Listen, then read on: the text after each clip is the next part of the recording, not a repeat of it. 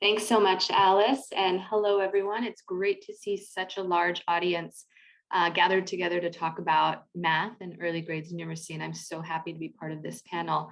I wanted to share with you the purpose and the context of this guide that we've created before giving you a little bit of an overview on how the guide is put together. So the purpose of the guide is multiple. We see that math is gaining recognition within the donor and international development communities, but there's still a limited amount of research out there in terms of what works in early grade math contexts in low and middle income countries. So first of all, we wanted to create a resource that included evidence-based recommendations for the design and management of large-scale numeracy projects for stakeholders within international development and those working in the field and classrooms and ministries of education. But also we wanted to make sure that this document was grounded in the unique environment of math classrooms and their unique challenges in low and middle income country contexts. So in addition to incorporating recommendations of what works in high income contexts, the guide also includes solutions and recommendations to some challenges that low resource contexts face. And then finally, because the data on math is limited, we've identified areas where we think more research is needed in early math. And we hope that our target audiences, especially those that are working in the local ministries of education and inside classrooms, will also be able to contribute to this discussion by sharing what works in their context and what still needs some further investigation. So before we talk about how the guide is actually built, we wanted to talk a little bit about the context of low and middle income countries. So numeracy has received little attention in discussions around school quality in the early grades, even though there is evidence that strong early math skills not only predict later academic achievement, but they also impact literacy skills. So we believe it's important to spend equal time on both literacy and numeracy, starting from the very beginning, from the early grades. And so because the discussion on quality in schools has really been centered on supporting children to read, the data on math achievement is pretty limited. And what does exist focuses mainly on assessing learning outcomes, progress towards acquiring foundational skills. So in compiling the research, we found that across countries, children struggle with foundational tasks in the early grades. For example, in Tanzania, only about 7% of children in grade 2 met addition and subtraction benchmarks by the end of second grade. We also found that teachers themselves aren't really able to go beyond the rote solving of problems. And in turn, teaching in classrooms is really lecture-based. The gender divide between boys and girls in math achievement is there in the countries that we researched and looked at, although it doesn't really show up until about third grade, where boys begin to outperform girls in math assessments across many countries. And this trend persists and probably grows even wider in the upper grades. So for example, Pratham's report from 2018, the ACER report, boys and girls aged 14 to 16 in basic division, boys were outperforming the girls. Of course, we know this has nothing to do with girls' abilities to do math, but more to do with how people perceive who can and cannot do math. Teachers, family members, they often have lower expectations for girls. They believe that math is a subject for boys. So moving on into kind of a little bit of an overview of the guide and how the guide is put together, we knew we wanted to include a section on the what. What types of math content should be taught in the early math years? What are the different domains and the subjects? We also wanted to discuss the how.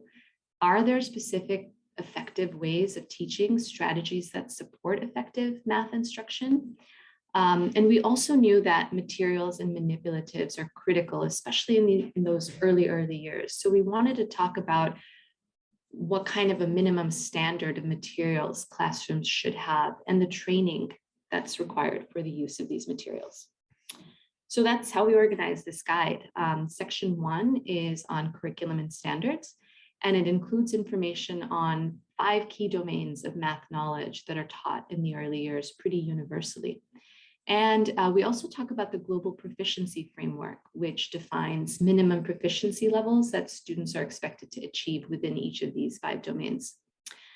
This section on curriculum and standards also discusses learning progressions and how these are related to math curricula and the importance of strengthening both procedural and conceptual knowledge.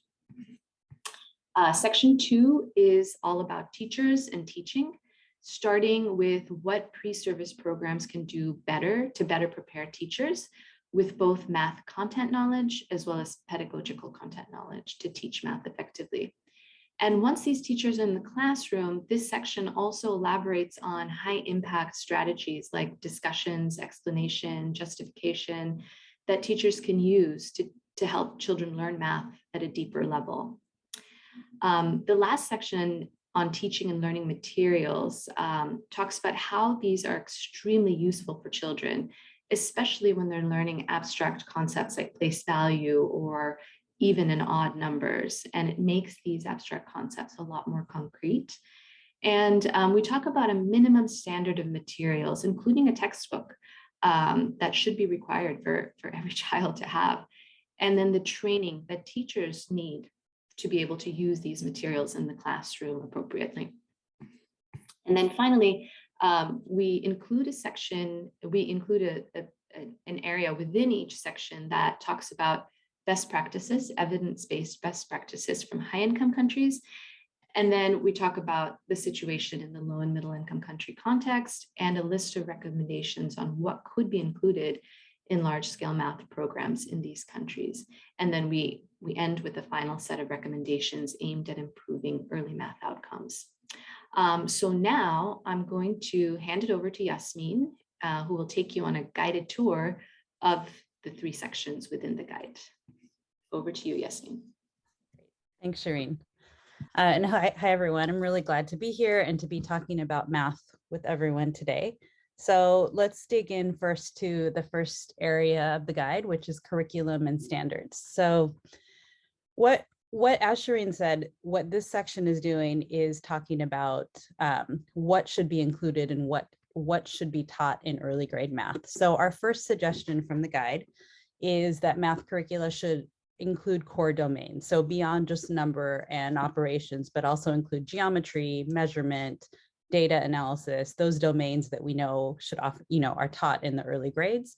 And we also think math curricula should follow a typical learning progression where skills build off of each other. So something like the global proficiency framework, which has a progression of all those skills across the grade levels. Another recommendation we have is that we want curricula to include both conceptual understanding and procedural fluency. And we'll talk a little bit more about those concepts later. But one way to help children develop conceptual understanding and procedural fluency is process skills. So if we zoom into this graphic, and you can find a lot more detail on this graphic in the guide, but I'll just cover quickly the communicating mathematical ideas. We can zoom into that one. Thank you.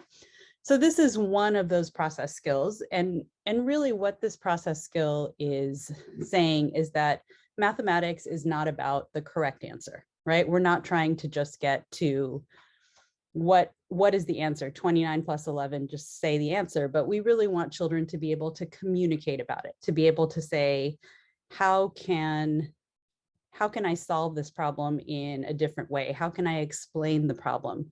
And this also includes reasoning with incorrect responses. That's a really big source of developing mathematical ideas in children, is to give them an incorrect response and ask them to reason through it. So if we can zoom back to the next one. Thanks, Alice.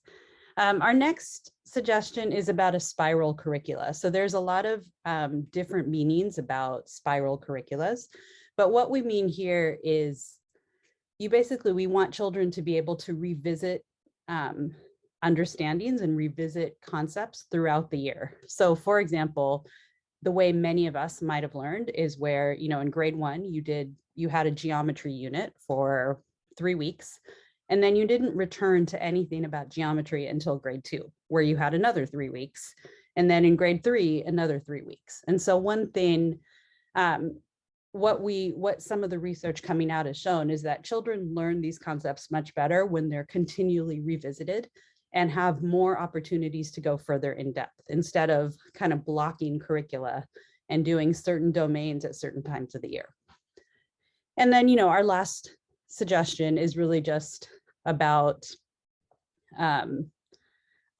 curricula.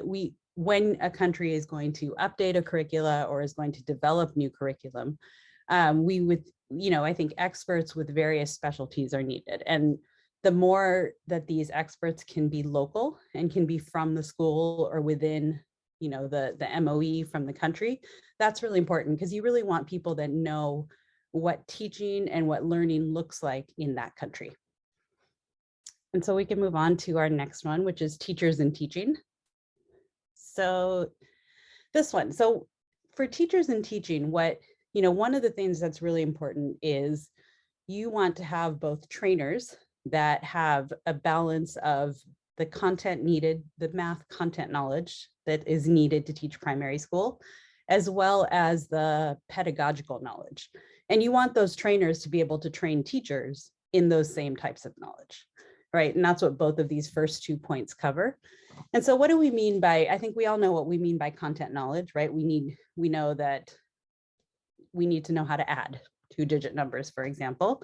But what teachers need to know, which is they don't need to just know how to solve a problem. They need to know how the pedagogical knowledge, how do students learn that type of knowledge? How do you best teach them? Which types of tasks could you use to best support teachers?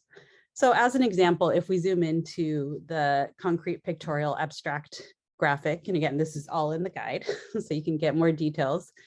This is just an example of one of those strategies that teachers can use to help develop conceptual understanding. And you're actually going to hear more about this approach in a later presentation today to see how it actually is working in the classroom. But this is just an example of the type of pedagogical knowledge. So knowing that when introducing certain concepts, starting with the concrete and then moving to the pictorial and then moving to the abstract to give meaning to the abstract symbols is a process that can be followed in classrooms.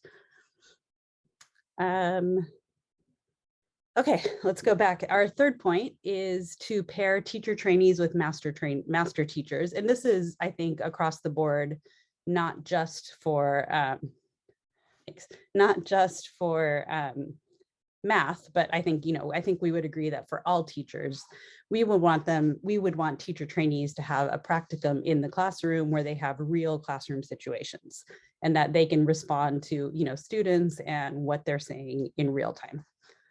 And our last one is about when training teachers, and I think this is for in-service, but also pre-service, is to really focus on these high impact strategies that there is a lot of evidence for.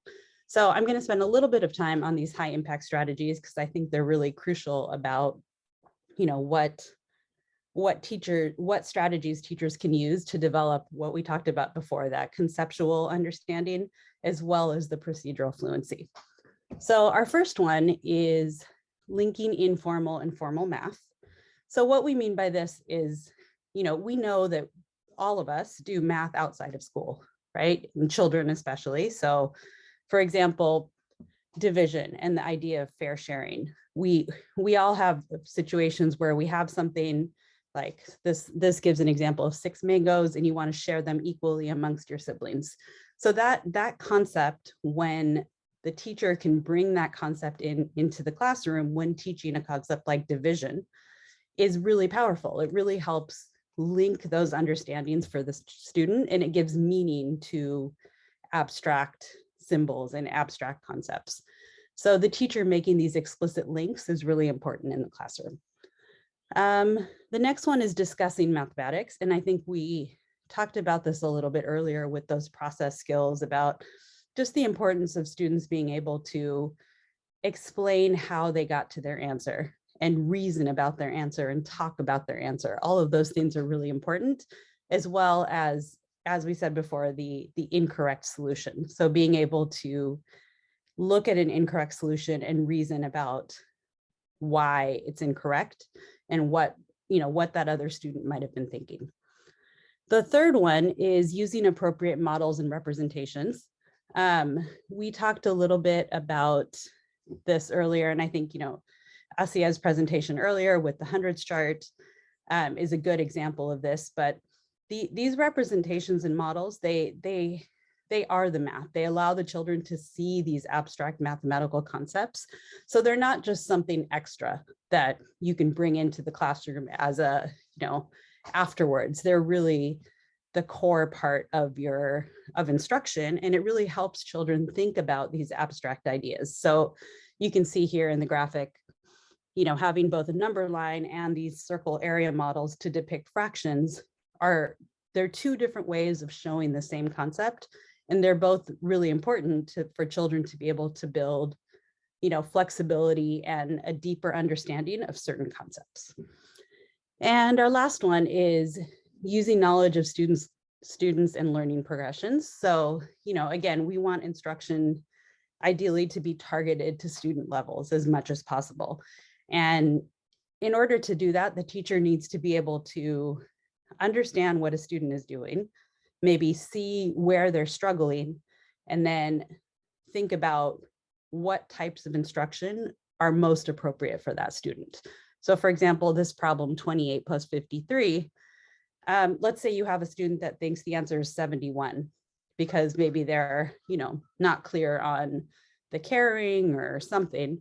The teacher being able to look at that and say, oh, maybe I need to review place value concepts or go back to something with place value, depending on, where the student is something that we would want teachers to be able to have. So we can go back. And one thing, just a note on all of these strategies, and I think some of you might be mentioning this, is that they're really difficult to do. You can't do a 5-day training and expect all of your teachers to be able to do all these strategies perfectly. So one thing we talk about a lot in the guide is creating, a pathway for teachers to say, well, if you want to do something like discussing mathematics, what's the very first step that a teacher could take to be able to implement that? And yes, it may not look like what we would, what the practice looks like on paper, but maybe there's a first step teachers can take. And then what's a second step? And what's a third step? And how can we scaffold teachers on this progression so that we're not expecting them to do everything perfectly all at once? Thanks. Okay, we can go into our last area, which is teaching and learning materials. So as I think Shirin said earlier, we want to ensure that there's a minimum standard for teaching and learning materials. So this would be, we would say, a textbook for all students, as well as a teacher's guide for our teachers. And we would want to say that this, to the extent that the teacher's guide can be aligned to the textbook and help the teacher teach the textbook, that would be ideal. And one thing, to talk about in math is we really suggest that all classrooms have a kit of manipulatives. And so if we zoom into the hundreds chart, I think we're familiar with this now. Asia has showed us, how this can be used and how powerful of a tool it can be for helping children develop understandings.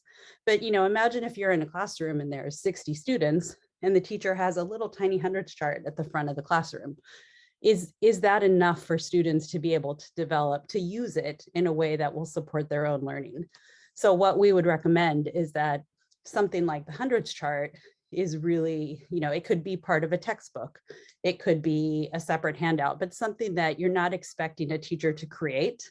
You're not expecting a teacher to create, 60 hundreds charts for all the students in their classroom, but to have something where students have access to the materials. And if we zoom into the pictures below, when we're suggesting manipulatives, they don't need to be these expensive plastic or wooden manipulatives that all look perfect. These are just examples, like we've used bottle caps before, clay blocks or clay, shapes, or I think those look like bamboo sticks to help with understanding place value and tens and ones. So I think thinking about what are some low cost, locally available materials that we can provide to teachers, that we don't tell teachers to go, source on their own. Maybe the parents help provide it in some ways, but really that it's part of the kit. It's part of that minimum package for students. And to start, one last point on that too is that, sorry, Alice, is that I think we all know this, but we don't want to just give kits of manipulatives and materials, but we want to make sure that teachers have training and modeling and practice on how to use these materials, so that materials are, integrated into what teachers are doing in the classroom. And now I'm going to hand it over back to Shirin for our conclusion.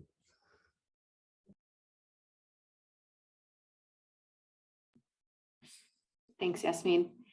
So we hope that Yasmin's tour of our guide has whet your appetite to look at the guide in more detail yourselves a little bit later. For me, I think the most important takeaway from this guide is that numeracy is a core foundational topic and should be emphasized equally strongly as literacy has.